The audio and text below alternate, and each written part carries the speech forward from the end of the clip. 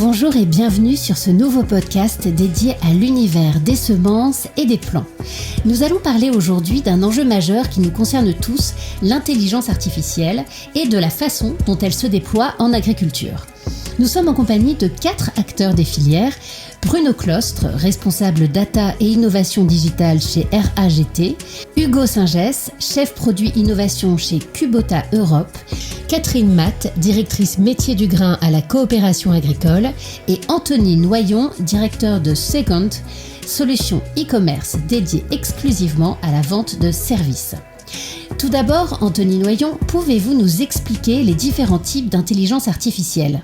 Oui, il y a les intelligences artificielles, les LLM et les outils qui viennent assister et compléter les outils d'intelligence artificielle. Et on a les outils d'intelligence artificielle générale. Vous utilisez peut-être ChatGPT qui vous permettent de converser et d'avoir une intelligence capable de traverser de multiples domaines de connaissances. Aujourd'hui, l'intelligence artificielle est-elle réservée aux grosses entreprises, à gros moyens, ou observe-t-on une diminution du coût d'accès ? Alors, il y a une immense diminution du coût d'accès. ChatGPT est arrivé il y a seulement 2 ans et c'est quelque chose qui est accessible. Ce que font les entreprises aujourd'hui, et c'est une entreprise sur 4 aux États-Unis qui va déployer un système de ce type cette année, ce sont ce qu'on appelle des agents. Ce sont des intelligences artificielles conçues pour un besoin de l'entreprise et de son métier. Et cela était quelque chose d'extrêmement cher à déployer auparavant et à opérer. Et aujourd'hui, avec l'arrivée de technologies de type DeepSeek, on a vraiment su baisser les prix. On est là sur une technologie qui ne demande même pas une licence, c'est du logiciel libre. Et on va pouvoir déployer des intelligences artificielles sur mesure pour l'entreprise, vraiment de façon accessible aux PME et bientôt, je le pense, aux TPE. On a aussi, et je tiens à le dire, une technologie en France qui s'appelle Mistral, qui permet aussi d'accéder à des solutions d'IA de façon abordable et adaptée aux plus petites structures. Catherine Matt, dans le monde de la coopération, a-t-on déjà intégré l'intelligence artificielle ? Oui, alors CheckCOP, c'est un assistant virtuel basé sur l'intelligence artificielle, spécialement conçu pour les coopératives. Et l'idée, c'est d'offrir un accompagnement métier adapté, notamment pour les technico-commerciaux, les managers et le personnel d'exploitation. L'idée, c'est de simplifier des tâches administratives un peu lourdes, optimiser les décisions, gagner du temps. Hugo Singès, dans le monde des agroéquipements, est-ce que l'intelligence artificielle est aussi déjà bien présente ? Alors ça arrive doucement. Au sein du groupe Kubota, on a quelques exemples et on va faire de l'open innovation, c'est-à-dire qu'on va travailler avec des startups qui développent des nouvelles technologies, tester leurs solutions suivant les besoins des agriculteurs, tester chez des agriculteurs et s'il y a un réel intérêt, on va pouvoir les ajouter à notre catalogue. En viticulture, on travaille avec la startup Chouette. Donc Chouette, ils intègrent des caméras sur les tracteurs et vont faire de l'acquisition puis de l'analyse de données lors des passages du tracteur dans la vigne pour détecter des maladies, faire des estimations de rendement, détecter des pieds manquants, etc. Toujours dans l'objectif d'acquérir un maximum de données pour apporter des solutions aux agriculteurs pour lui faciliter sa prise de décision. En arbo, dans les pommiers, on travaille avec une start-up israélienne qui s'appelle Tevel. Elle part du constat du manque de main-d'œuvre globale dans ce type d'activité, notamment sur la récolte. Et donc, elle a développé un robot composé de drones qui va récolter tout seul les pommes dans les vergers. Des drones qui volent, qui ont chacun leur caméra. L'agriculteur va définir les paramètres de récolte qu'il souhaite.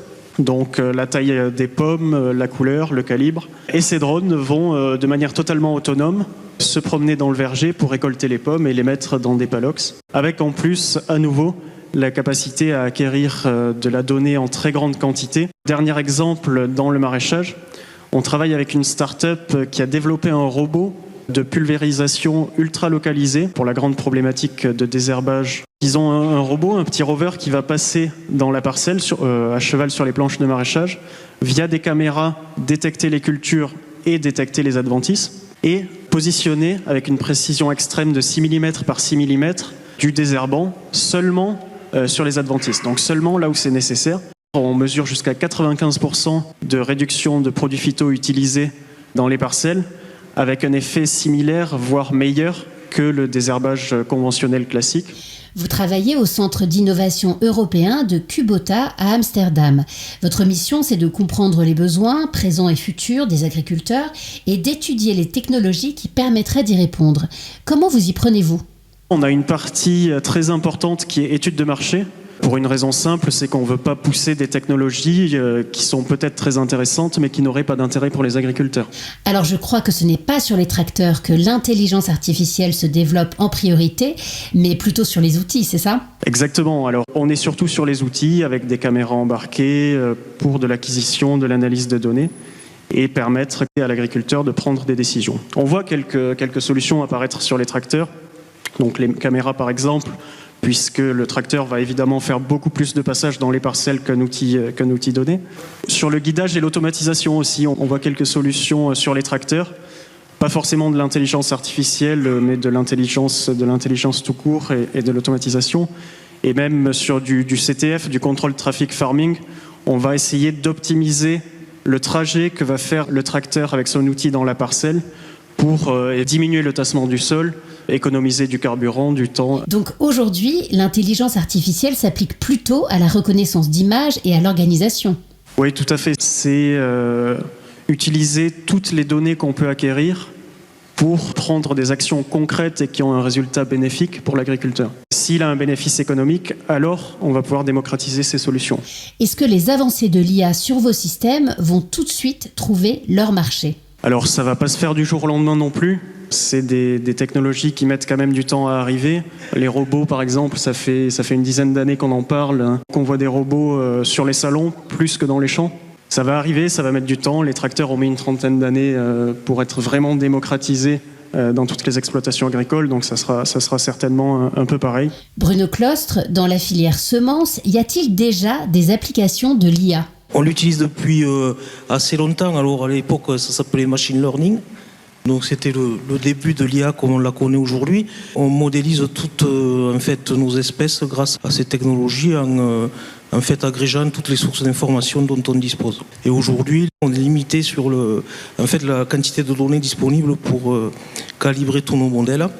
Et donc l'IA nous aide aussi à acquérir des données phénotypiques plus facilement en grande masse et avec une précision plus importante. Et c'est ça qui nous permet après, par exemple, d'adapter nos variétés aux évolutions climatiques ou d'imaginer des nouvelles combinaisons où on aurait mis plus longtemps à les trouver. On est plutôt sur ce qu'on appelle aujourd'hui deep learning, des modèles de réseaux de neurones profonds qui permettent de prendre beaucoup de paramètres en entrée et qui permettent, avec une vitesse suffisante, de faire des prédictions sur, par exemple, les rendements, l'adaptabilité de la variété.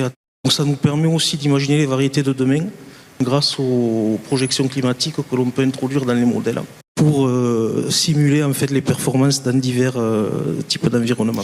Est-ce que cela va permettre de déplafonner les rendements ? Il y a beaucoup de voies pour arriver à cet objectif. Donc il peut y avoir une voie génétique. Donc là, effectivement, il commence à y avoir des modèles type ChatGPT qui permettent d'analyser des séquences ADN et de trouver des mutations qu'on appelle délétères.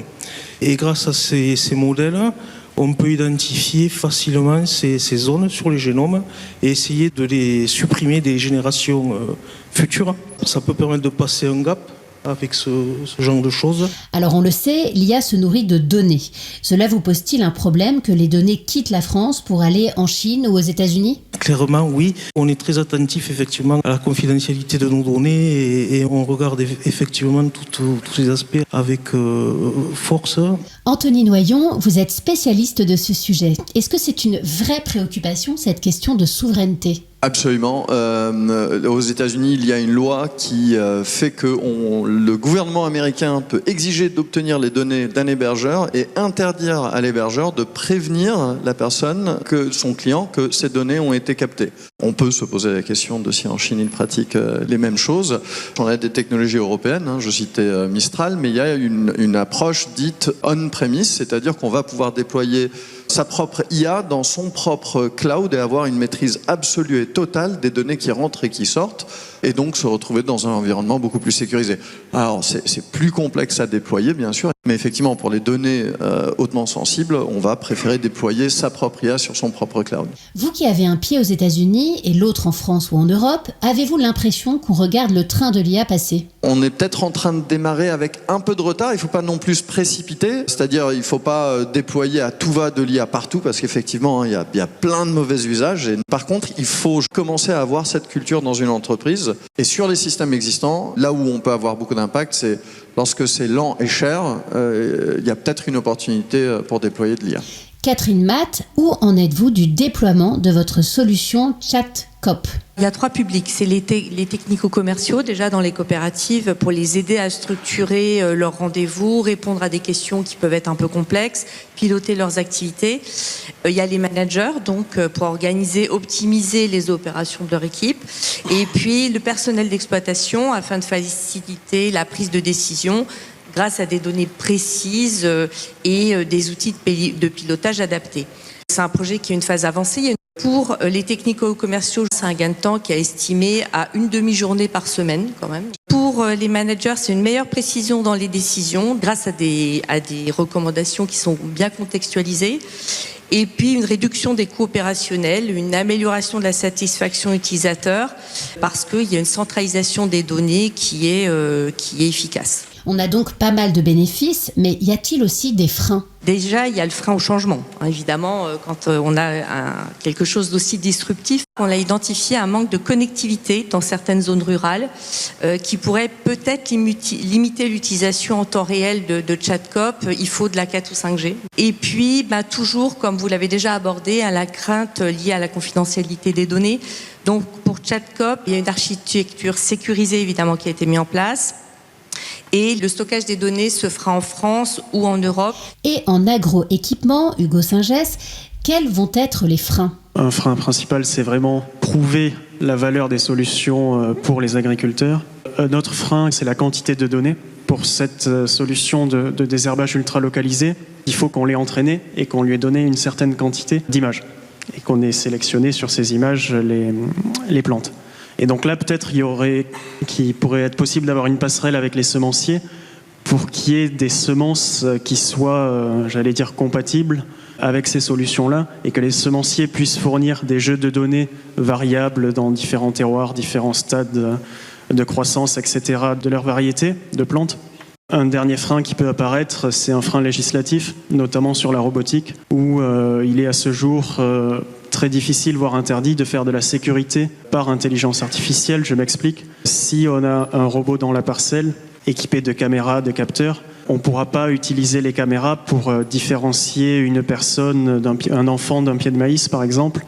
Je vous propose maintenant d'écouter l'avis de Laurent Trépied, un conférencier qui intervient sur l'IA. L'IA, aujourd'hui, la révolution, c'est le langage. Donc vous allez pouvoir parler à l'IA en lui disant voilà mon projet, à quelle subvention j'ai droit. Et non seulement l'IA va vous les lister, mais en plus l'IA va être capable de vous donner la date de dépôt du dossier. Vous allez pouvoir lui expliquer exactement les particularités de votre exploitation. Elle va vous faire la lettre de motivation. Et vous allez aussi pouvoir lui demander de pré-remplir le dossier. Donc vous voyez qu'on est aussi bien sur des tâches liées à la production pure qu'à de la simplification administrative. Il y a un sujet sur lequel on travaille, c'est par exemple pour l'emploi des saisonniers. L'IA va vous aider à donner de la fluidité et de la précision à vos processus de recrutement. Vous allez pouvoir très rapidement définir des profils de recrutement, vous allez pouvoir lancer des recrutements très rapides et mettre en place des processus d'intégration de vos saisonniers avec vraiment une révolution liée par exemple à la traduction. Si vous avez des saisonniers qui parlent pas nécessairement français de façon avancée, vous allez pouvoir traduire tous vos contenus pour pouvoir les former. Vous allez pouvoir aussi faire un conseiller augmenté, c'est-à-dire un conseiller d'une coopérative va pouvoir embarquer avec lui un assistant, c'est-à-dire qu'il a son assistant dans la poche. Dans la communication et la défense des intérêts agricoles, c'est aussi un élément central. Alors, Anthony Noyon, ces applications de l'IA sont impressionnantes, tellement qu'elles peuvent parfois faire peur. Est-ce qu'on doit accompagner l'arrivée de l'IA dans une entreprise ? Il faut bien sûr accompagner l'arrivée de l'IA et c'est un sujet qui préoccupe beaucoup, légitimement. Il y a une question de politique au niveau du management de chaque entreprise et de commencer à communiquer là-dessus. J'ai un collègue en Suède qui m'a dit, de son point de vue en tout cas, personne ne sera remplacé par l'IA, mais toutes les personnes qui n'utilisent pas l'IA seront remplacées. Il va falloir effectivement savoir accompagner ses collaborateurs dans le déploiement de ces solutions et ça passe probablement par beaucoup de formation. Ma perspective, c'est que l'IA est un changement du même ordre de grandeur que l'arrivée d'Internet. Plutôt que disserter sur l'IA, il est plus important d'apprendre à prompter. La question est de savoir comment on va converser avec l'intelligence artificielle. Prompter devient une compétence indispensable. Hugo Singès, pour conclure, avez-vous l'impression qu'en France, on est sensibilisé à ces enjeux de l'IA ? Est-ce qu'on est en avance ou en retard ? Je pense qu'on est même plutôt en avance sur ces aspects-là en termes, alors pas que d'intelligence artificielle, mais d'innovation dans la production agricole. La France a quand même un rôle de pionnier au niveau européen, voire au niveau mondial. Typiquement sur la législation sur la robotique agricole. De nombreux pays mondiaux, je pense aux États-Unis, au Japon, viennent voir ce qu'on fait en France pour s'inspirer de nos législations. Merci à tous les trois pour vos témoignages et éclairages sur ce sujet à la pointe de l'innovation. Au revoir et à bientôt pour un nouveau podcast 100% semences et création variétale avec la section céréales à paille et protéagineux CEMAE.